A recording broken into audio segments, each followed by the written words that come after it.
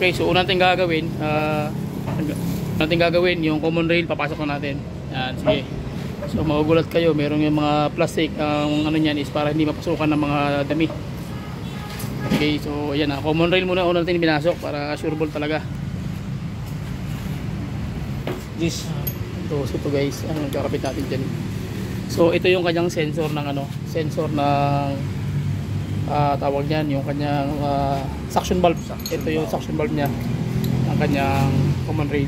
Ito naman yung pressure yan sa kanyang common rail. Yung either ano to sa timing niya sa iyahang mechanism sa common rail. Yan guys, magulat kayo, may mga basura. So cover yan dito para safety talaga na walang dumi na pumasok.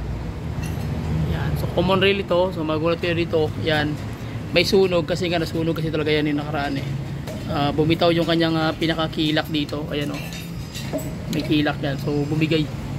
Okay, so pagkatapos nyan itatiming na natin yung magkakabit natin ng head tapos yung buong mechanism dito. Okay.